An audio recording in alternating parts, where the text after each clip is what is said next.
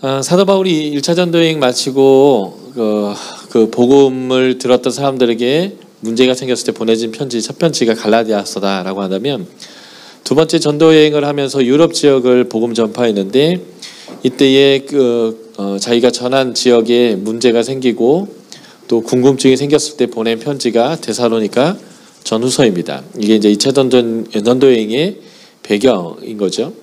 2차 전도여행 때 사도 바울의 마음이 이 아시아에 있었는데 하나님 유럽으로 돌리셨잖아요. 그래서 그가 이제 3차 전도여행을 시작할 때는 이 아시아 지역에서 복음 전파 사역을 굉장히 오랫동안 하게 됩니다. 그래서 3차 전도여행도 육로를 따라서, 이쪽 분들이 잘 안 보이실래나? 보이실래나? 육로를 따라서 1차 전도여행의 지역들을 이렇게 지나가다가 에베소라고 하는 곳에서 사역을 하게 되는데, 이 에베소에서 3년을 사역하게 됩니다. 사도행전 19장에 사도 바울이 이 3차 전도여행을 마치고 이제 예루살렘으로 구제의 헌금을 싸들고 가는 과정에서 이 에베소의 장로들을 근처 항구인 밀레도에 불러서, 급하기 때문에 정해진 오순절 기간까지 들어가야 되기 때문에 불러서 그들에게 이제 부탁을 하는, 교회를 잘 섬겨달라고 부탁을 할 때, 내가 3년 밤낮 눈물과 기도로 사역했던 것에 자신의 진실성과 내가 누구의 것을 뺏거나 토색한 그러한 부정한 것이 있는지 묻고, 내가 그렇게 하지 않은 것처럼 너희가 좀 이 교회를 섬겨달라고 장로들에게 이제 부탁하는 얘기에서 사도 바울이 에베소 사역이 3년 밤낮이었다라고 하는 것을 우리가 이제 볼 수 있습니다. 어쨌든 사도 바울의 이 3차 전도여행은 AD 53년에서 57년까지의 기간인데, 그 기간 중에 가장 많은 시간을 3년 동안 에베소에서 사역을 하게 되어집니다. 그래서 에베소에서 그가 사역을 하는 3년의 기간 동안 고린도로부터 소식이 오게 되는데, 고린도 교회에 문제가 많다라고 하는 것입니다. 2차 전도여행 끝 18개월 동안 사도 바울은 이 고린도에서 사역을 했습니다. 아테네를 버리고 고린도로 내려가서 아테네에서 했던 그러한 철학적 설교가 아니라 이방인들에게 미련한 것이라고 생각되어지는 십자가의 도만을 18개월 동안 아주 열심히 전했다라고 하는 것이죠. 이 아테네에서 부활을 전했더니 조롱을 당했어요. 그래서 그곳을 그가 빨리 벗어나고 이제 고린도로 갔는데, 그곳에서 그가 운명적인 만남을 하게 되는데, 그게 브리스길라와 아굴라와의 운명적인 만남을 거기서 하게 됩니다. 이 브리스길라와 아굴라는 제가 나중에 로마서 설명할 때 설명드리겠지만, 사도행전 15장의 예루살렘 공의회가 시행됐던 AD 49년에 로마 지역에서 문제가 생겨서 로마 황제가 유대인들을 로마시에서 다 쫓아내버렸습니다. 그때 쫓겨나왔던 로마에서 살고 있었던 경건한 그리스도인 중에 브리스길라와 아굴라가 있었는데, 그 사람들이 지금 고린도에 와 있는 거예요. 사도 바울이 그 고린도에서 만났습니다. 근데 둘 다가 직업이 같아요. 텐트 메이커. 그래서 거기서 같이 텐트를 만들면서 18개월 동안 복음 사역을 같이 했는데, 그때 하나님이 사도 바울에게 계시로 나타나셔서, 환상 가운데 나타나셔서 두려워하지 마라. 이 도시에 내 백성이 많다. 그래서 내가 이 사역을 계속하라고 하나님이 사도 바울에게 얘기하시는 내용이 사도행전 18장에 나옵니다. 사도 바울이 웬만하면 두려워하는 사람이 아니잖아요. 굉장히 열정적이고 대가 세고 그런 사람인데, 그런 사람에게 하나님이 굳이 나타나가지고 두려워하지 마라. 여기 내 백성 많으니까 계속 네가 사역을 해다오라고 얘기한다라는 것 자체가 얼마나 힘들고 어려운 사역이었는지를 알 수 있다라고 하는 것인데, 그런 지역에 18개월 동안 그가 복음 사역을 하고 떠났다가 이제 나중에 3차 전도여행을 하고 에베소에서 있는데, 그 자신의 애정과 힘듦에도 불구하고 열심히 사역했던, 그리고 현학적 설교가 아니라 십자가의 도를 전했던, 성령으로 사역했던 그곳에서로부터 문제가 심각하다라고 하는 소식이 들렸을 때 사도 바울이 그들을 향하여서 에베소에서 보낸 편지가 있어요. 그것이 바로 고린도 전서입니다. 사도 바울은 에베소에 있으면서 고린도로 보낸 편지가 크게 4개가 있습니다. 그 4개 중에 우리가 현재 가지고 있는 성경은 두 번째와 네 번째 성경이에요. 그래서 네 개 편지 중에 첫 번째와 세 번째 편지는 성경 안으로 들어와 있지 않습니다. 그런데 고린도전서와 후서의 내용을 보니까 편지가 네 개 정도 있는 것을 우리가 확인할 수 있는 거죠. 그 자세한 것은 학교에 와서 강의를 통해서 확인을 하시기 바랍니다. 그래서 두 번째 편지가 고린도전서고, 그리고 네 번째 편지가 고린도후서입니다. 그래서 사도 바울이 이 에베소에서 3년을 사역하다가 보낸 고린도전서, 그리고 이 에베소에서 사역하다가 큰 폭동이 일어나요. 왜냐하면 사도 바울이 에베소 사역이 얼마나 놀라웠냐면 조금 뻥이 들어간 것 같은 느낌이 들 정도로, 사실이겠지만 그가 에베소에서 3년 복음 사역하는 동안 온 아시아에 있는 사람들이 유대인이나 헬라인이나 다 복음을 들었대요. 그러니까 얼마나 위대한 사역을 했는지를 알게 되는 거죠. 그래서 그 위대한 사역의 증거가 무엇이냐면, 에베소를 이 도시를 지배하고 있는 영적 세력 중에 가장 강력한 것이 아데미라고 하는 신인데, 이 아데미는 가슴이 24개나 있는 여인 신이에요. 풍요의 여신입니다. 이 여신의 신전이 있는데 이것이 고대 7대 불가사의 건물 중에 하나입니다. 그만큼 아주 크고 굉장한 영향을 미치고 있는 아데미 신전인데요. 이 신전이 보통 광장 주변에 있어요. 그리고 그것이 시장과 연관되어 있습니다. 그래서 이 신전과 그 도시의 상권이 맞물려 있는데, 이 신전으로 찾아오는 전 세계로부터 오는 사람들, 그 사람들이 또 이 상권을 이제 이루는 것이고, 그 장사하는 사람들에게 돈을 쓰는 사람들인데, 예수가 전파됨을 통해서 이 아데미를 통해서 먹고 살던 사람이 먹고 살기가 힘들어졌어요. 그래서 폭동이 일어났습니다. 그 정도로 하나님의 복음의 영향이 강했고, 또 하나는 마술을 행하는 사람들은 어제도 제가 말씀드렸지만 영적인 사람들이기 때문에, 어쨌든 악신을 받아서 일하는 영이지만 영의 질서를 알아요. 그래서 빌립에게, 베드로와 요한에게 사마리아의 시몬이 굴복했던 것처럼 그런 굴복하는 일들이 일어나기 시작했습니다. 그래서 이 마술을 행하는 사람들의 교과서인 마술책을 이 사람들이 갖다 다 태워버렸어요. 왜냐하면 성경보다 한꺼번에 낫다고 생각했는지 어쨌든 그냥 다 태워버렸습니다. 그것이 은 5만 씩이나 됐다고 하는 거예요. 그래서 주술을 행하는 사람이 이렇게 이제 자기의 주문을 외워야 되는데 자기 주문보다 더 센 주문을 발견한 거예요. 그게 뭐냐면 사도 바울이 말하는 예수 그리스도의 이름으로 명하는 주술. 그래서 스게야 일곱 아들들이 자기도 그 사도 바울이 말하는 그 주문을 사용해서 귀신을 쫓으려고 했다가 귀신이 얘기하는 거죠. 내가 예수도 알고 바울도 아는데 님 뭐냐 해가지고 덮쳐가지고 옷을 막 벗기고 말해가지고 빨개 벗겨 도망가는 이러한 이제 놀라운 일이 벌어질 정도의 커다란 영적 부흥이 이 에베소에서 일어났습니다. 그 영적 부흥 때문에 에베소에서 이 우상을 섬기고 그 우상을 기반으로 해서 먹고 사는 은장색, 은을 가지고 아데미 신상도 만들고 아데미 신전도 만들고 이렇게 해서 장사하는 사람들이 도대체 이제 먹고 살 수 없다고 해서 폭동을 일으켰는데, 이때를 계기로 사도 바울이 에베소를 떠나게 됩니다. 이 에베소를 떠나기 전에 사도 바울은 고린도전서를 보냈음에도 불구하고 사람들이 사도 바울에 대한 오해를 풀지 않아서 사도행전에는 등장하지 않는 에베소에서 고린도로의 방문을 한 번 했는데, 이 방문이 고통의 방문이었어요. 굉장한 충돌의 방문이었습니다. 그래서 사도 바울이 다시 한번 이들에게 이제 가고자 하는 마음이 있고 교회가 걱정되는 마음이 있어서 이 에베소의 폭동 때에 그가 이제 에베소를 떠나게 됩니다. 떠나게 될 때에 아까 트로이라고 하는 드로아이죠. 그곳에서 디도라는 사람을 만나야 되는데, 이 고린도에 파송했던 사람을 만나야 되는데 만나지를 못하게 되니까 그가 이 드로아에서 복음의 문이 열리고 복음이 전파됨에도 불구하고 거기를 포기하고 마게도니아로 넘어갔어요. 그런데 거기서 디도를 만나게 됩니다. 근데 디도가 어떤 소식을 전하냐면 고린도 사람들이 회개했습니다. 당신을 향해서 가졌던 오해를 풀려고 합니다. 그래서 사도 바울이 기쁨이 넘쳐서 보낸 편지가 있어요. 그것이 고린도 후서입니다. 그래서 이 3차 전도 여행과 관련되어 있는 아주 중요한 두 책이 고린도전서와 고린도 후서이고요. 그래서 결국 사도 바울이 고린도에 이르렀는데 사도행전 20장 1에서 3절은 사도 바울이 헬라 지역에 3개월 있었다 이렇게 그냥 간단하게 표현하고 있는데 이 헬라에 3개월 있었던 지역이 바로 이 고린도인 것 같아요.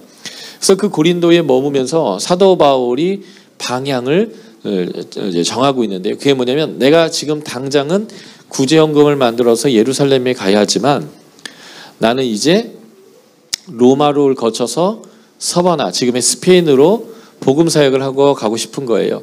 그래서 그가 그 로마에 이 편지를 이제 보내게 되는데 그 편지의 내용 중에 하나가 내가 서바나로 가야 하는데 너의 도움이 필요합니다 라는 내용입니다.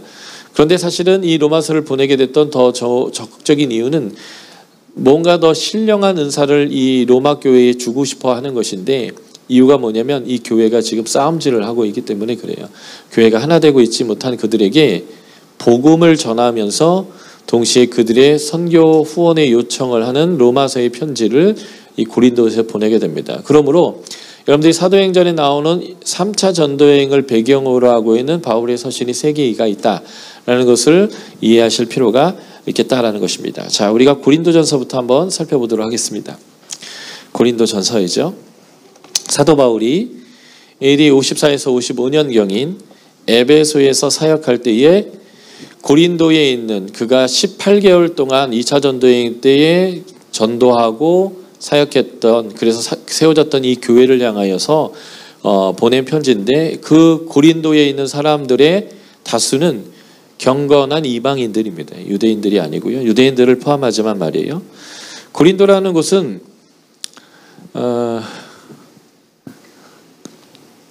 안 보이겠죠? 좀 확대하면 확대되는 곳이 고린도예요. 고린도가 있는 지역입니다. 확대됐죠? 요 섬. 그런데 이렇게 그 본토와 연결되어 있는데 이 본토 지역에 여기 보이실지 모르겠는데 노란색으로 이렇게 되어 있는 데가 있어요. 거기가 아테네예요. 그 아테네로부터 얇게 연결되어 있는 그 땅을 통해서 쑥 들어오면 고린도가 되어지는데 그 부분을 제가 확대하면 이렇게 됩니다. 이쪽 샤론만과 고린도만 이렇게 이제 바다가 있고 그 중간에 이렇게 얇게 된 육로 연결성이 있는데 그 육로 연결성으로 쑥 들어오면 고린도라고 하는 지역이 나옵니다. 다시 말해서 고린도는 2개의 항구를 낀 항구 도시예요. 그러니까 무역하기가 굉장히 좋은 것입니다. 자, 요 옆에 이렇게 보면 고린도의 위치가 이제 넓게 보여지는 거고 이제 고린도를 이렇게 확대해서 본 것인데 이 고린도를 포함하고 있는 이 반도 이 아래쪽이 말레이곳이라고 하는 곳인데 여기가 굉장히 폭풍이 심하고 물이 파도가 심해요. 그래서 거기를 이렇게 넘어가려면 굉장히 파선이 많이 되고 어렵습니다. 그래서 사람들은 이 고린도로 항구로 들어와서 물건을 반대쪽으로 실어가서 다시 반대쪽 항구에서 배를 다시 실어가지고 이게 옮겨가는 이런 식의 무역을 했습니다. 그래서 이쪽 겐그리아라고 하는 이 항구는 유대 지역이나 이집트 지역으로 물류를 하는 곳이고요. 그리고 레카이움이라고 하는 이쪽 지역은 물건을 로마나 이쪽에서 물건을 실어오는 그래서 동양과 서양, 로마와 이집트 쪽을 연결하는 아주 중요한 이제 항구의 역할을 했던 곳이죠. 그만큼 돈이 많이 돌았고 사람이 많이 왕래하는 아주 중요한 요충지였습니다. 여기에 고린도 교회가 세워진 거죠. 그래서 저 샤론만에 있는 레카이움 항구로부터 고린도 시로 들어오는 길이 있어요. 저 위로부터 쭉 들어오는 길이 있는데 이 길을 따라 쑥 들어오면 고린도는 산 아래에 이렇게 있는 고린도와 큰 바위산이 있는데 볼까요? 이렇게 레카이움을 따라 쭉 시내로 들어오면 산 아래에 고린도라는 시와 바위산 위에 아크로 고린도라고 하는 2개의 고린도로 되어져 있었습니다. 그래서 이 아래쪽에는 여러 신전이 있었는데 그 아크리오 고린도라고 하는 이 바위산 위에는 아프로디테라고 하는 미의 여신의 그 신전이 있었는데 이 아프로디테라는 신전이 고린도를 대표하는 신전이었어요.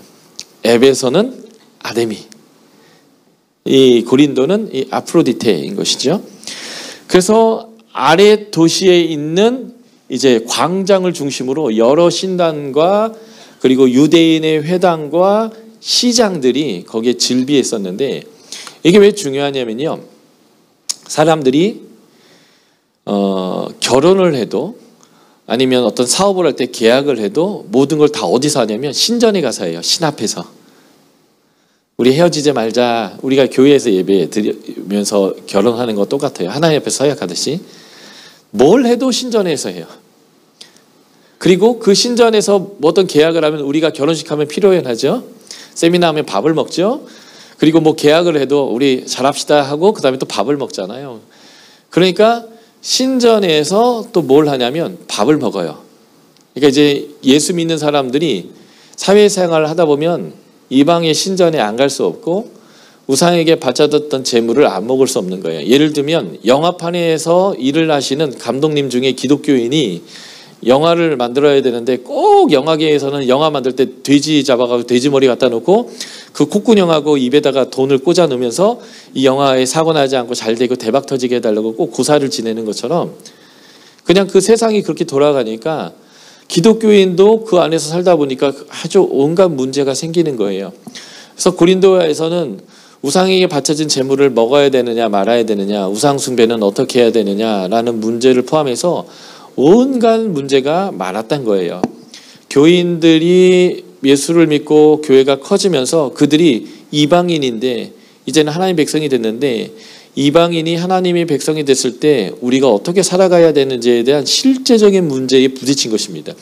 이것은 이방인은 우리에게도 동일하기 때문에 고린도전서는 우리에게 굉장히 유익한 책이에요. 교회란 어떤 가치를 가지고 세상 가운데 어떤 결정과 어떤 판단을 내리고 무엇을 먹으며 무엇을 먹지 않는 삶을 살아가야 하는가는 그리스도인의 실제적인 삶과 그 삶을 결정해 나가는 원리가 무엇인지를 보여주는 책입니다. 그래서 갈라디아서는 자유, 데살로니가 전후서는 종말, 고린도전서는 무엇을 얘기하냐면 교회를 얘기합니다. 특별히 고린도전서의 핵심 메시지는 모든 것을 사랑으로 행하라예요. 교회, 사랑의 원리로 행하는 공동체. 이게 고린도전서를 여러분들 기억해야 되는 핵심이에요. 먹어도 사랑으로 합니다. 예배해도 사랑으로 합니다. 우리가 은사를 사용해도 사랑으로 합니다. 교회 안에 분쟁이 일어났을 때도 그 분쟁의 해결의 원리는 사랑으로 행하는 것입니다. 교회 안에, 고린도 교회 안에 싸움이 벌어졌거든요. 나는 누구에게 속했냐의 싸움도 있고요. 둘이 이해관계이기 때문에 싸움이 생겼습니다. 요즘 교회들이 싸움이 생기면 다 세상 법정으로 가서 판단받습니다. 그런데 사도 바울은 이렇게 얘기해요. 우리가 천사도 판단할 사람들인데 지혜가 없어서 옳고 그름을 세상에 가져가서 판단하느냐라고 얘기하는 거예요. 고린도 교회에 문제가 많은 이유는 이것이거든요. 우리가 지식이 있다. 우리가 똑똑하다라고 얘기하는 거예요. 똑똑해서 싸운다는 거예요. 진짜 똑똑한 사람은 싸우지 않거든요. 적당히 똑똑한 사람이죠. 세상에서는 이것을 헛똑똑이라고 얘기하는데 헛똑똑이들이 싸워요. 내 지혜가 옳다라고요. 그럴 때에 참된 지혜를 사도 바울이 제시합니다. 그것은 뭔지 아세요? 사랑입니다. 그래서 모든 것을 사랑으로 행하는 삶을 얘기하는 거예요. 그래서 고린도전서 여러분들 기억할 때는 교회란 어떤 공동체인가와 교회란 사랑의 근거에서 말하고 행하고 먹고 관계하고 하는 공동체임을 보여주는 교회를 위한 텍스트, 실무편. 교회를 위한 성숙을 위한 텍스트 중에 하나는 에베소서거든요. 그런데 그것은 좀 더 이론편. 교회를 위한 텍스트로서 실제 케이스 바이 케이스의 문건을 가지고 실제 일어난 사건을 가지고 그 문제를 실제로 풀어가면서 대답해주는 실행편. 그게 바로 고린도전서다라고 볼 수 있겠습니다. 이런 문제가 왜 생겼냐면 항구 도시이기 때문에, 북적대는 도시이기 때문에, 돈이 많이 도는 도시이기 때문에, 그러다 보니 음란해요. 돈이 많이 돌고 그러면 세상에서 제일 쉽게 돈 버는 게 만약 물장사거든요. 그것도 떠내기들한테, 사업하러 온 떠내기들에게 이렇게 물장사하는 것만큼 쉬운 장사가 없어요.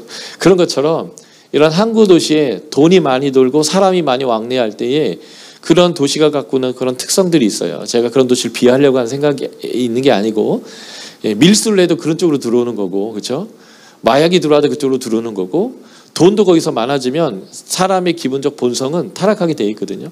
그래서 고린도라는 도시가 그런 것이에요. 그런데 그런 것을 더욱더 자극하는 게 뭐냐면 이 아프로디테 신전이었다라고 하는 것을 이제 말씀드리는 거예요. 그래서 이 도시는 이렇게 큰 극장들도 있고, 그리고 여기가 상점들이고요, 분수대도 있고요. 이게 이제 무너지는 상점들을 보여주는 거고, 요 하단에 요게 뭐냐면 수세식 화장실이에요. 로마의 도시의 중요한 특징은 분수대가 있고 수세식 화장실이 있는 거예요.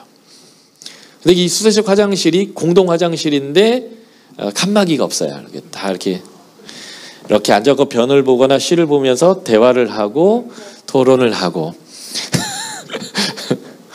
그래서 이게 물이 밑으로 흐르면서 다 이걸 처리해 나가면서 했던 남녀 공용의 네. 헐이죠. 그래서 이러한 이제 도시입니다. 그래서 이런 이 도시에는 수많은 신전들이 발굴됐어요. 그래서 제우스의 신전이 있었고요. 이게 제우스의 아들 중에 치료의 신인 아피클로피우스입니다. 이게 이제 여러분들 엠블란스에 보면 이렇게 지팡이 하나에 이렇게 뱀이 이렇게 돌고 있는 이게 치료의 신이에요. 그래서 이 치료의 신의 신전을 봤더니 신전 위쪽에는 예배당이고 그 아래는 식당이 있어요. 우리 여기 5층은 예배당이고 3층은 식당인 것처럼 말이에요. 그래서 늘 신전 제의와 식사가 묶여 있는 거예요. 그러다 보니까 그리스도인들이 사업을 하든 인간 관계를 하든 또 내 친구가 이제 아들 딸 결혼시키는데 결혼을 하든 신전을 가야만 하는, 또 거기에서 제사로 바쳐진 고기를 먹어야만 하는, 사업을 하려고도 거기 가야만 하는, 그러니까 다 거기서 계약하는데 난 기독교인이라고 너 계약 못하겠다 이렇게 할 수가 없는 거예요. 그래서 이 실생활의 문제가 내가 그리스도인으로서 어떻게 살아내야 되는지에 대한 아주 실제적인 문제에 봉착하게 되어 있었습니다. 여기는 항구 도시니까 당연히 바다의 신 포세이돈이 이제 간 영향을 미치기도 하고요. 우리가 디즈니 영화에서 보는 그 사단의 모양을 보면 삼지창을 들고 있거든요. 이게 포세이돈을 모티브한 신인 거죠. 그런데 여기에서 가장 큰 문제를 주어지는 것이 바로 이 바위산, 아크로고린도라고 하는 이 바위산에 있는 아프로디테의 신전이라는 거예요. 이 아프로디테는 미의 여신인데, 이게 이제 헬라어로서는 아프로디테라고 하지만 로마 사람들은 이것을 뭐라고 그러냐, 비너스라고 불렀어요. 사랑의 비너스, 이거 다 알죠 우리가? 이거 알면 연식이 되는 거예요. 요즘 이러고 노래 안 나오니까. 예, 미의 여신인데, 이 아크로고린도에 있는 이 미의 여신의 신전에는 여사제가 1000여 명이 있었다고 합니다. 근데 이게 신전 창기예요.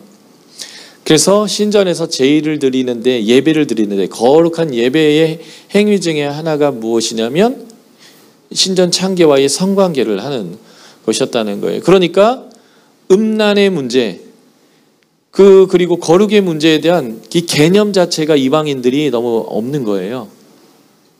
예배 자체가 그러한 창기와의 몸을 섞는 것이다 보니까 이들이 거룩의 개념이 너무 이제 없었던 거죠. 도시 자체가 문란했을 뿐만 아니라 그런 일들이 있었다는 거예요.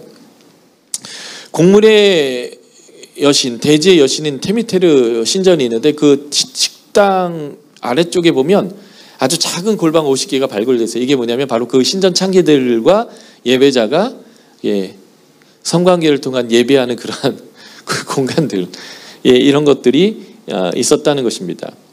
그래서 플라톤이라고 하는 철학자는 창녀라는 단어로 대명사로 뭐를 썼냐면 고린도 여인이라고 썼습니다. 이 고린도 여인아 그러면 창녀인 거예요. 그만큼 고린도가 어떠했는지를 알 수 있는 거죠. 극작가인 이 필레타이로스라는 사람의 해악극에서 보면 호색가, 성을 아주 좋아하는 그 방탕한 사람을 표현할 때 호 코린테아테스라고 표현합니다.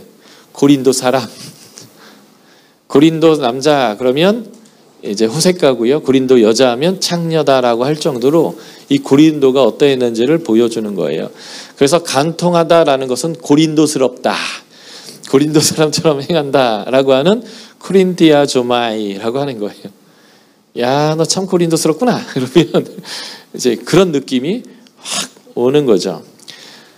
그래서 스트라보라고 하는 사람은 고린도의 부유함과 악은 이 아프로데트 신전을 중심으로 했던 1000명의 매음녀를 통해서 이루어진 거다라고 표현합니다. 그래서 이런 격언이 있었다고 해요. 고린도로 항해하지 마라. 이 말은 젊은이들에게 참 매력적인 말이죠. 젊은이들은 청개구리가 들어있기 때문에 하지 말라면 꼭 가고 싶습니다. 이제 하는 거예요. 오우, 고린도 환락의 도시 막 꼭 가고 싶은 뭐 이런, 이게 이제 이 고린도 교회가 속해 있었던 실제적 환경입니다. 그리고 유대인의 회당의 흔적이 있어요. 그러니까 사도 바울이 여기서 효과적인 사역을 할 수 있었던 거죠.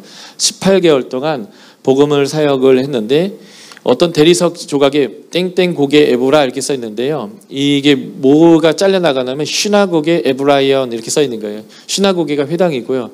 에브라이언이 에브라이마 이렇게 불렀던 이스라엘을 표현하는 방식이거든요. 유대인의 회당이다라고 하는 그 비석인데 앞뒤 잘려 먹어서 이렇게 남아있는. 그래서 회당이 있었고 그곳을 중심으로 사도 바울이 사역을 하고 거기서 박해가 세게 일어나니까 하나님이 여기 내 백성 많으니까 네가 두려워하지 마라 이렇게 이제 하나님께서 이제 말씀하신 거예요. 그렇게 이제 얻어 맞아가며 고난 당하며 손수 텐트 만들어가며 그가 복음 사역했던 지역이 이제 이러한 환경적인 문제로 인하여 이제 문제가 심각했다라는 것을 볼 수 있습니다. 특별히 고린도의 동전들인데 여기에 이스미아라고 하는 동전이 나와요. 그게 뭐냐면 여기가 그 고린도 갱그리아 옆쪽에 넓은 평원인데 이 이스미아 지역에 여기 보시죠. 갱그리아 옆에 이스미아라고 써 있죠.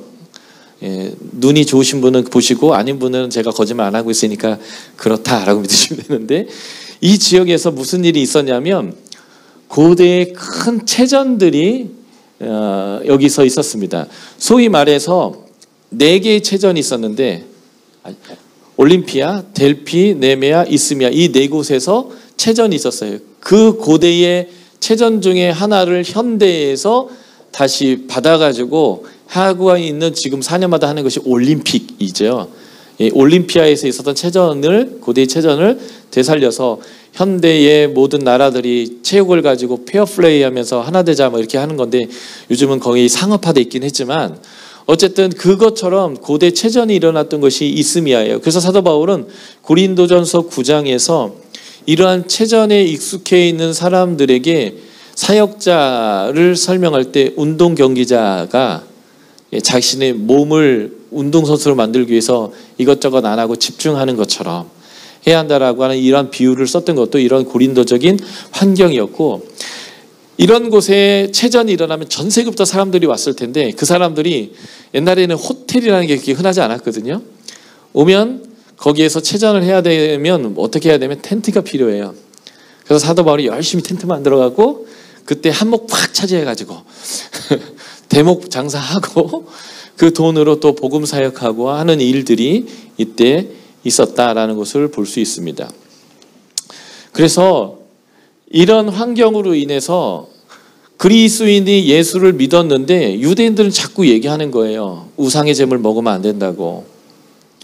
그거 먹으면 안 된다고 하는데 먹을 게 없어요. 왜냐면 다 신전에서 나온 고기를 그 앞에 상점에서 다 파는데 고기를 먹어야 되느냐 말아야 되느냐, 예수를 믿는다는 건 이거 고기 먹어도 되는 거예요, 말아야 되는 거예요 라는 것이 이들의 주 질문이었다는 거예요. 그게 고린도전서 8장부터 10장의 배경이에요. 그렇다고 또 우상의 그 제의에 참여해야 됩니까 말아야 되느냐, 이 문제도 거기에서 나온 것입니다. 그리고 성찬의 문제가 있어요. 고린도전서에서 이 성찬의 문제가 나오는데, 이 성찬을 해야 되는데 어떻게 해야 되느냐. 초대교회는 우리 지금처럼 1년에 한 2번 정도 성찬식을 하지 않았습니다. 매주마다 했어요. 아가페로서의 식사로 이 성찬을 했는데, 이방인과 이 유대인들이 함께 있을 때 이방인들이 그냥 시장에서 그 우상에게 바쳤던 재물 막 사다가 이제 밥해가지고 이렇게 주면 유대인들이 못 먹는 거예요. 이러한 이제 문제들이 발생했을 뿐만 아니라, 그 당시에는, 지금은 주일이 빨간 날인데 그 당시에는 그렇게 모든 사람들이 금토일 쉬고 뭐 토요일 주일 쉬고 이런 게 없었어요. 늘 일하는 거예요. 그러다 보니까 예배를 낮에 드린 게 아니라 주일날 밤에 드렸습니다. 뭐 토요일 밤이나 주일 밤이나 밤에 드렸어요. 이제 밤에 드려서 성찬을 하는데, 이제 식사로서 성찬을 하는데, 부자들, 주인들, 귀족들 이런 사람들은 일을 안 해요. 노예 부리고 종 부리고 일용직 사람들한테 이렇게 일수학을 주면서 하기 때문에 오늘도 놀고 내일도 놀고 모레도 놀고 계속 놀아요. 그러니까 저녁 예배 때 일찍 와요. 그래서 성찬에 참여합니다. 그래서 다 먹어버려요. 다 마셔버립니다. 그런데 가난한 사람들, 종들 이런 사람들은 주인의 식사 대접까지 다 봉사한 다음에 불이 나게 뛰쳐왔는데 먹을 게 하나도 없는, 성찬에 참여할 수 없는 상황이 발생합니다. 그래서 주의 성찬 때문에 사람들 가운데 불편이 생기고 싸움이 생기고 불화가 생겼습니다. 그러니까 사도 바울이 얘기하는 거죠. 그러면 집에서 밥 먹고 오고 식사가 아니라 예식으로 기념해라. 원래는 그래서 예수님이 제정한 성만찬은 식사였는데 이것이 예식으로 바뀌었어요. 원래 식사는 어떤 것이냐면 하루에 2번, 3번 우리가 보통 밥을 먹는데, 밥을 먹을 때마다 예수님이 나를 위해서 죽으셨구나, 내가 하나님의 백성이구나 라는 것을 기억하게 하는 기가 막힌 하나님의 장치예요. 주일 성수와 같은 거예요. 일주일 단위로 예수 그리스도의 이름으로 모이는 사람들 공동체에 나아가서 그리스도를 예배하고 그리스도인들끼리 서로 교제하고 사랑하고 용납하고 지지해 주면서 그리스도인의 삶을 살아나게 하는 것이 주일 성수라면, 그 주일 성수보다 더 짧은 간격으로 매일의 나의 일상의 삶, 가장 세속적인 삶이 그죠? 다 먹으니까 그런 삶이 가장 거룩한 하나님의 구원의 관계로 연결시키는 식사로 성만찬을 제정하신 거예요. 그래서 우리가 밥을 퍼먹으면서 주님이 나를 위해 죽으셨구나, 김치, 된장찌개, 김치찌개 이렇게 시뻘건 걸 떠먹으면서 주님이 나를 위해서 피를 흘렸구나, 이것을 감격하며 이제 기억하고 내가 하나님의 백성이구나 라는 것들을 깨닫게 하는 주기적인 식사로서 이걸 제정하셨거든요. 또 하나는 밥을 먹으면 이렇게 힘이 나요. 저는 30대에 제가 아는 누님께서 야, 밥을 먹으면 눈이 밝아진다 이런 얘기할 때 이게 뭔 소리인가 했어요. 근데 이제 저도 이제 50이 다 돼가니까 가끔 밥을 먹으면서 눈이 밝아졌다라는 느낌이 확 올 때가 있어요. 눈이 침침하고 힘들고 피곤하다가 밥을 먹고 났더니 눈이 싹 밝아지는, 그 동감이 되시는 분들이 있는 것 같아요. 저는 요즘 이렇게 동감되기 시작했어요. 그래서 특히 이제 여행이나 이렇게 주로 막 돌아다니다 보니까 너무 피곤할 때가 있어요. 근데 소위 이제 애들은 이걸 당 떨어진다고 표현하죠. 그때 이게 밥을 먹고 나면 이렇게 눈이 밝아지는 것 같은, 그런 게 있는데, 어쨌든 밥을 먹으면 힘이 나요. 이 말이 무슨 말이냐면, 우리가 세상을 어떻게 살아가냐면 예수를 씹어먹고 예수의 능력으로 세상 가운데 산다라고 하는 것을 보여주는 게 성만찬입니다. 성만찬은 정말 놀라운 하나님의 커뮤니케이션인데, 이것을 예식으로 바꿔버려가지고 주님을 먹고 힘내는 걸 1년에 2번 주님이 나를 위해서 죽으셨고 내가 정말 주님의 감격된 백성으로 살아간다라는 것을 1년에 2번, 3번밖에 안 한다라는 건 참 안타까운 현실입니다. 그럼에도 불구하고 사도 바울이 이것을 왜 예식으로 바꿨을까요? 하나님의 사랑을 경험하는 아가페의 식사로서의 성만찬이 훼손되고 싸우니까 차라리 그러려면 싸우지 말고 모두가 참여할 수 있는, 모두가 공평하게 요만큼씩 먹고 요만큼씩 하는 초대교회에서도 이만큼 줬는지는 제가 확실히 모르겠어요. 근데 요즘은 이만큼 주잖아요. 그래서 요만큼에 요만큼 이렇게 가지고 그냥 기념만 하는, 예수를 빵빵하게 먹고 그 힘으로 그냥 버텨내고 살아내야 되고 막 뛰어야 되는데, 이제 그런 예식으로 바꿨다는 것은 아주 탁월함 중에 하나였어요. 왜냐하면 예수의 그 생명됨, 예수의 그 고귀한 죽음이 분쟁과 싸움으로 바뀌는 것을 사도 바울이 원치 않았기 때문에 그래요. 그런데 그래서 우리가 성만찬을 하면서 그 기쁨들, 그 원래적인 메시지들을 계속 기억하는 것은 굉장히 중요합니다. 단순히 내가 하나님의 백성을 기억하는 것을 넘어서서 하나님의 제자로 예수의 능력으로 살아감을까지도, 그래서 성만찬은 파송의 의미가 강해요. 그래서 마테마가 누가와는 다르시게 요한복음에서의 성만찬은 내 살과 내 피라는 것을 언급하는 게 아니라 그 자리에서 예수님이 주와 스승으로서 제자들의 발을 씻긴 것처럼 너희가 나아가서 그렇게 섬기는 삶, 남의 발을 씻기는 삶, 높아지려고 하는 게 아니라 낮아지는 삶을 예수의 제자로 살아가는 파송의 의미를 요한복음은 강조했어요. 그래서 기념해라, 내 떡을 기억하라, 뭐 이런 얘기가 아예 없고 제자의 삶으로서의 성만찬을 강조하고 있는데, 성만찬은 그래서 기억하는 것과 파송의 의미 두 가지를 제대로 살리는 게 중요합니다.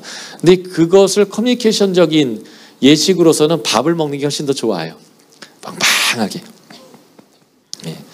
그런데 300명, 500명, 1000명의 교인들이 성만찬을 할 때 그게 하기 어렵다면 예식으로 바꾸는 것도 나쁘지 않은 거죠. 그렇지만 그 의미를 살려주는 것은 굉장히 중요해요. 제가 조금 고린도 하다가 복음서로 다시 넘어갔지만 고린도에 바로 이러한 이제 문제가 생긴 거예요. 또 예배는 어떻게 드려야 하는가는 예배의 복장의 문제가 생겼습니다. 여자들이 교회에서 리더십을 발휘하고 예언도 하고 방언도 해야 되는데 그 여자들이 세상이 볼 때는 설친다 이런 느낌이 들지 않도록 하는 거예요. 한국교회도 이제는 많은 교단들이 여성 안수, 그래서 여성 목사와 여성 장로님의 권위를 세워주는 일들을 이제는 최근에는 많이 하고 있어요. 몇몇 교단은 아직 여러 가지 이유로 안 하고 있지만, 이 한국교회가 이 여성 안수의 문제에 대해서 성경적으로 해석하고 마음을 연 지가 채 몇십 년 되지 않거든요. 왜냐하면 한국교회가 갖고 있는 이 풍토가 남존 여비의 사상들이 배경이 되어서 그렇잖아요. 그래서 아침에 아내가 남편에게 잔소리하면 옛날에는 남자들이 서슴지 않고 이런 말을 했습니다. 아침부터 재수없게 여자가. 얼마 전 얘기예요, 그죠? 최근의 얘기예요. 뭐 이게 몇백 년 전 얘기도 아니에요. 그래서 여자가 남편에게 따다다다다 거리면 그러죠. 여자 목소리가 담장 넘어가면 집이 망한다고.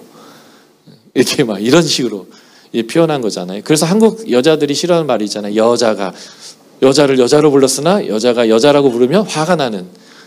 이게 이제 우리 문화가 갖고 있었던 잘못된 어떤 뉘앙스 때문에 그러니까 여자를 여자로 불렀는데 여자로 부르면 화를 내요.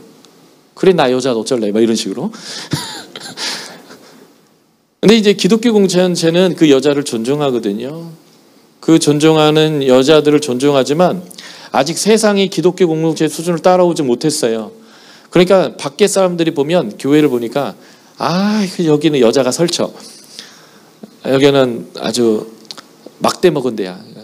그러니까 이제 우리나라 표현하면 쌍놈들이 모이는 곳이야. 뭐 이런 뉘앙스가 교회 안에 생길 수밖에 없는 거예요. 그래서 사도 바울은 여자들이 설치지 말라 이렇게 얘기하는 게 아니라 리더십을 발휘하고 예언도 해라, 방언도 해라. 이것을 인정하지만 남자들에게 순종하는 표를 둬라. 그러니까 세상을 배려하는 거예요. 덕과 질서적인 측면들을 너희들이 보여줘야 되겠다. 그것을 복장으로 보여주는데 그게 뭐냐면 여자들이 예언이나 기도할 때에 머리에 쓰고 하라는 거예요. 동서고금을 막론하고 여자들은 남자의 소유물이었어요. 어쩔 수 없이. 기독교 복음이 전파되기 이전의 모든 세상은 그래요. 아모전에 여자들만 사는 세상 빼고는. 그래서 여자들의 노출은 남자들이 허용하는 것만큼이에요. 요만큼 할 거냐, 얼굴까지 할 거냐, 더 할 거냐. 남편 또는 아버지 허락하는 만큼이요. 그래서 우리나라 옛날 조선시대도 보면 여인들이 이렇게 쓰개치마 같은 것을 이제 쓰고 다녔어요. 그 귀가 때 그런 여인이라면 살을 막 노출하면 안 되는 거예요. 그죠? 그런 것처럼 고대에서 뭐를 쓴다라고 하는 것은 누구의 권위 아래에 있다라고 하는 것을 표현하는 건데, 세상을 향한 덕과 질서를 좀 보여줘라 하는 것입니다. 또 이 교회는 음란의 문제가 심각했어요. 아버지와 아들이 한 여자와 성관계를 합니다. 그런데 교회를 떳떳하게 나왔습니다. 왜 그런 줄 아세요? 땅에 있는 사람은 육에 갇혀 있는데 이 신들로부터 흘러나온 비밀한 지식을 받은 사람들은 육체로 있지만 이미 영적인 거예요. 지금 제가 이단 얘기하는 겁니다. 기독교 진리 얘기하는 게 아니고. 그래서 나는 이미 하늘에 이르렀어요. 나는 이미 영적입니다. 나는 그래서 영에 속한 사람이에요. 그래서 이 땅에서 내 육체로 하는 모든 일은 내 영혼에 영향을 주지 않는다고 생각했어요. 그래서 그렇게 음행을 행하고 죄를 져도 나는 이미 구원에 이르렀기 때문에 안전하다고 생각했습니다. 이걸 요즘으로 얘기하면 예수의 보혈로 나는 정결케 되기 때문에 죄를 져도 또 용서해 줄 거니까 괜찮아 하고 비슷한 거예요. 어차피 용서될 죄잖아요. 나는 이미 천국행 티켓 가졌잖아요.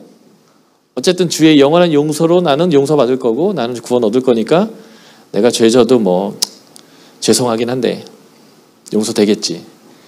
그래서 죄송하니까 헌금을 더 열심히 내기도 하고, 그것도 좀 뭔가 이렇게 좀 안 된다 싶으면 봉사도 좀 더 하고, 그래서 야광봉 들고 막 주차하고 좀 해드리는 거죠.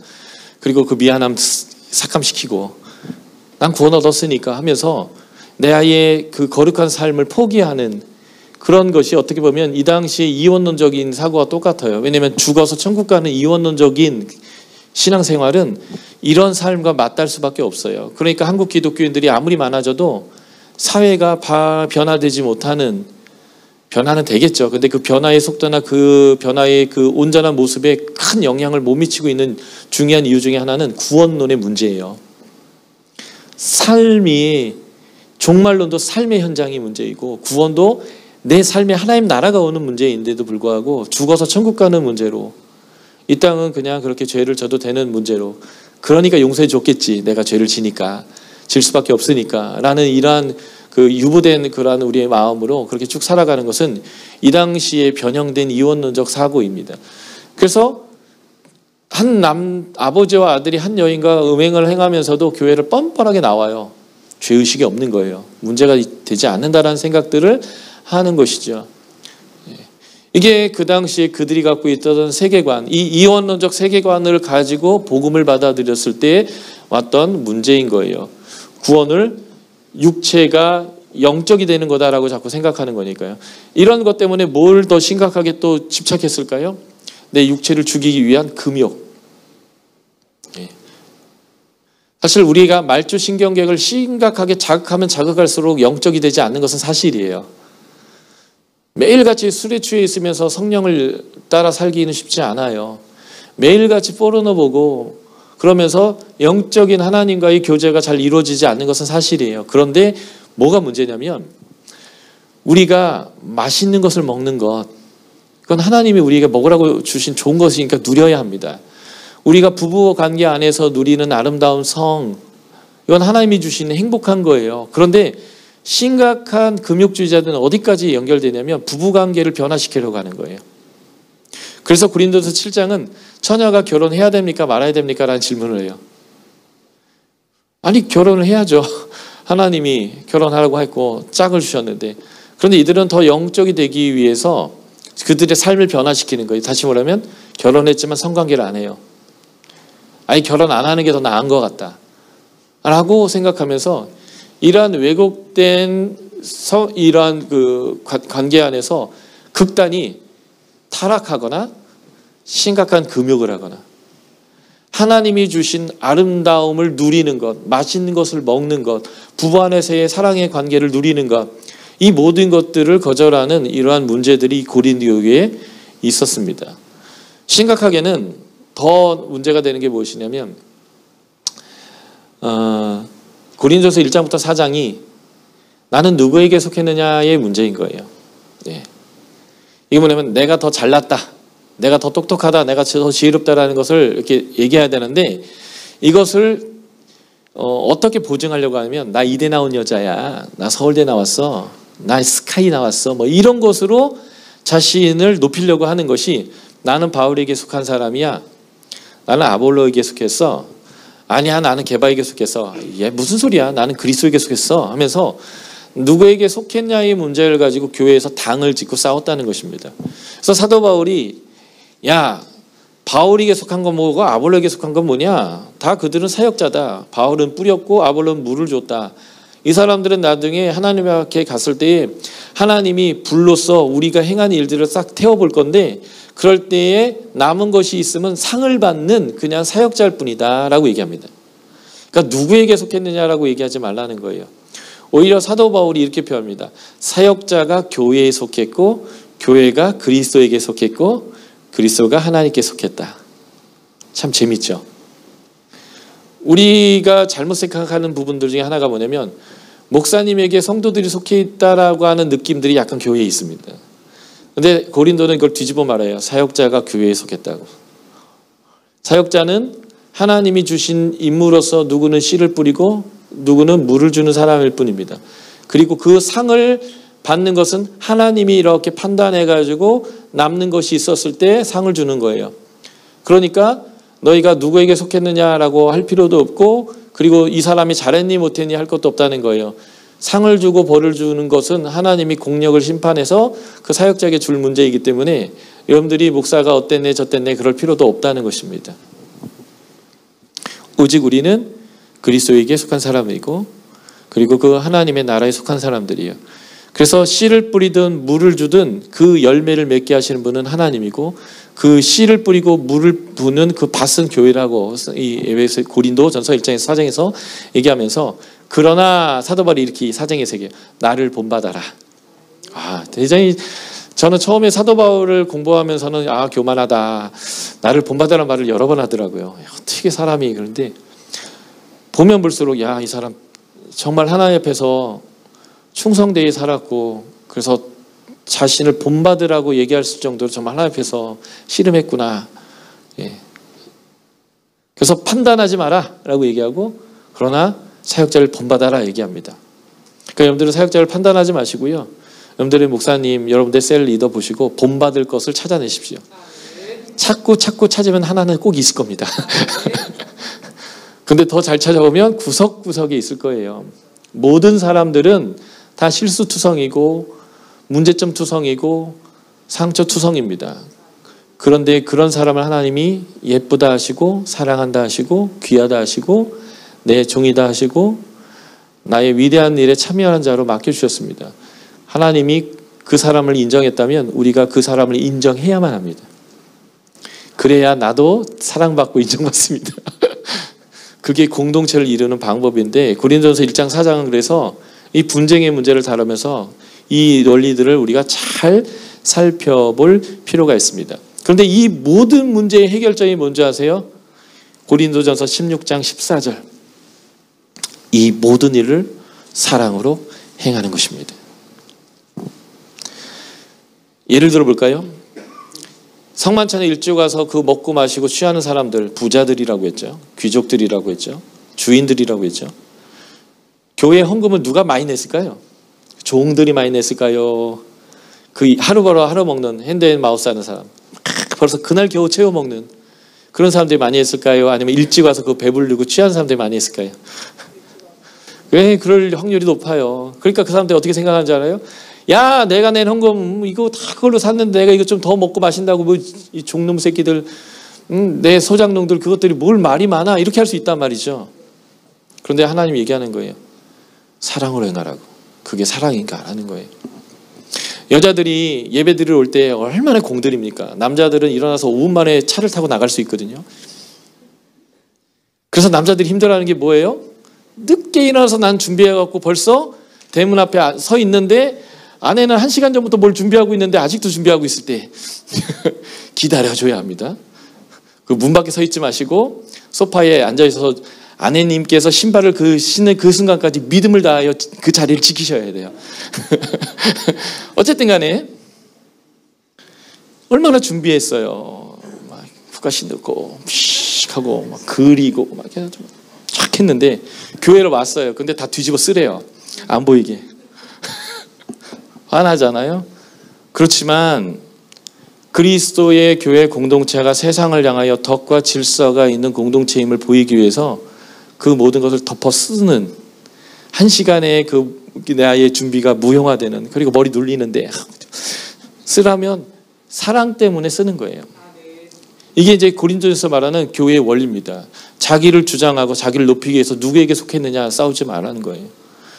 어떤 사람들이 방언을 막 해요. 나도 방언하는데, 나도 영적인데, 나도 나를 드러내고 싶은 거예요. 그러니까 다음 사람 방언하는 옆에서 만다다다다 자기도 막 방언하는 거예요. 시끄럽게. 누가 하나님부터 같은 예언이 있어요. 그래서 예언을 하고 있는데 자기도 예언하고 싶다고 해서 여기서 막 예언을 하는 거예요. 시끄럽게. 그래서 고린도 교회에 보면 12장부터 14장이 은사의 문자인데, 이 은사 사용에 있어 무질서한 것을 얘기해요. 그래서 사도 바울은 12장에서 은사는 다양하고 그 다양한 은사는 이 몸과 같다. 누구의 은사가 더 낫고 덜 나은 것이 아니라 누구는 눈의 역할을 하고 누구는 코의 역할을 하고 누구는 귀의 역할을 하고 누구는 발의 역할을 하는 것이어서 더 나은 게 아니라 각자의 은사가 있는데 이것은 몸을 유익하게 하기 위한 것이다 라고 얘기합니다. 그리고 14장에 가서 이 많은 은사 중에 이 교회에 문제가 되는 은사가 두 가지인 것 같아요. 방언과 예언으로 집중해서 설명하는데, 방언을 하려거든 통변을 세워라. 너 혼자 그렇게 시끄럽게 방언하면 1만 마디를 방언해도 아무도 못 알아듣는다. 이것은 그 통성 기도할 때의 개인적인 방언 기도를 얘기하는 게 아니라 교회 공동체 앞에서 하는 것을 얘기하는 거예요. 반드시 통령을 세워라. 통령이 없으면 멈춰라. 그래서 1만 마디 방언보다 몇 마디의 알아들 만한 예언이 낫다라고 이렇게 표현하는 것은 성도의 유익을 위한 것이죠. 예언하는 사람은 다른 사람이 예언할 것이 있다고 하면 멈춰라. 다른 사람이 좀 예언하게 해라 하는 거예요. 내가 주로부터 받은 겁니다. 내가 할 권리가 있지 않습니까? 그래서 이 은사 사용에서도 덕과 질서대로 하기 위해서 내가 가져야 할 태도가 있어요. 사랑으로 행하고 있는가? 교회를 세우기 위해서, 교회를 건강하게 하기 위해서 하나님이 은사를 주셨고 그 은사를 사용하는 현장에서 서로 더 영적이다라는 것을 보여주기 위해서 뭐 경쟁하듯이 막 여기저기서 막 방언하고 예언하고 막 무질서하게 한다면 그게 하나님이 은사를 주신 목적이겠느냐는 거예요. 그래서 사랑을 따라서 행해야 됩니다. 그래서 내가 주로부터 온 방언이 있어도, 주로부터 온 예언이 있어도 사랑 때문에 멈춰야 하는 거예요, 때로는. 그래서 12장과 14장의 이 은사장 사이에 사랑장이 들어있습니다. 이 사랑장은 은사 사용장인데 은사를 어떻게 사용하냐라는 것을 설명하는 장이에요. 사랑은 많은 것을 나눠줍니다. 사랑은 용서합니다. 사랑은 품어줍니다. 사랑은 기다려줍니다. 이런 설명이 없고요. 그 사랑의 특징들을 가만히 살펴보면 사랑은 시기하지 않아요. 뭐 이런 얘기예요. 사랑은 절제합니다. 사랑의 특징이 엄청 많을 터인데 고린도전서 13장에 나오는 사랑의 특징은요, 바로 이 은사를 어떻게 사용해야 되는지에 대해서 얘기하는 거예요. 그래서 내가 1만 마디의 천사의 방언을 할지라도 사랑으로 행하지 않으면 그 방언은 꽹과리 소리야 라고 얘기하는 거예요. 하나님이 주신 은사, 교회 공동체를 세우고자 하는 그 은사를 가지고 교회 가운데 유익을 줄 수 있는 방법은 무엇인가? 그것은 사랑으로 행하는 은사 사용이라는 거예요. 그래서 누구랑 교회 안에서 사업관계하다 싸웠어요. 그가 안 갚아요. 그것 때문에 분쟁이 일어났어요. 근데 그 옳고 그름을 교회에서 분별하지 못하고 세상 법정으로 끌고 가는 거예요. 사도 바울이 얘기하는 거죠. 우리가 세상을 판단할 사람들이고 너희가 지혜가 있는 사람들인데 어떻게 세상을 끌고 나가느냐. 나 같으면 차라리 손해보겠다라는 거예요. 지금 요즘 대형 교회들마다 지금 싸움 났잖아요. 그래서 개혁파와 뭐 아닌 사람들끼리 막 싸우고 목사 내려와라 만에 그러고 그래서 교회 그 비리를 막 파내가지고 막 재판하고 막 난리가 났잖아요. 사랑의 교회는 담임 목사 자격이 있네 없네, 목사로서의 자격이 있네 없네 그러고 싸우고 있고, 무슨 교회는 뭘로 싸우고 있고. 교회 안에서 그것을 판단 내릴 수 있어야 하고 그 판단 안에 순복할 수 있어야 하는 지혜가 우리에게 필요해요. 그 지혜는 어디서부터 나오면 사랑으로부터 나오는 거예요. 고린도전서에서는 이렇게 얘기해요. 지식은 교만케 하고 사랑은 덕을 세우느니라. 사랑에 의해서 움직이지 않으니까 내 그 자리 유지하려고 하고 그 권력 유지하려고 하고 그 폼나는 거 유지하려고 세상 법정까지 끌고 나가서라도 끝까지 싸우려고 하는 것들이 지금 한국 교회의 영성의 수준이에요. 안타깝게도. 그러나 주님은 여전히 우리를 사랑하십니다. 그리고 하나님은 이 교회를 새롭게 하실 거예요. 그것이 우리의 소망이고 기대이고 그것이 우리의 믿음입니다. 그렇지만 안타까운 것은 안타깝다라는 것이죠. 저는 그것을 비난하고 싶은 게 아니라 그럼에도 불구하고 우리가 소망을 갖고 싶은 거예요. 왜냐하면 하나님은 여전히 우리를 사랑하시고 우리에게 그러한 문제가 우리 공동체에 우리 교회에 그런 문제가 생긴다면 우리는 그 사랑의 원리로 권리를 포기해가면서라도 그것을 할 것이기 때문에 그래요. 그래서 사도 바울은 우상에게 바쳐진 제물을 먹는 것은 아무것도 아니다. 이것은 지식이에요. 그렇지만 이것 때문에 누군가 상하게 되고 누군가 시험을 들게 한다면 나는 평생 고기를 먹지 않겠다. 이 결정을 내렸습니다. 그 결정의 원리도 사랑으로 행하는 것이었습니다. 그래서 다시 한번 말씀드리면 고린도전서는 교회에 대해서 말해요.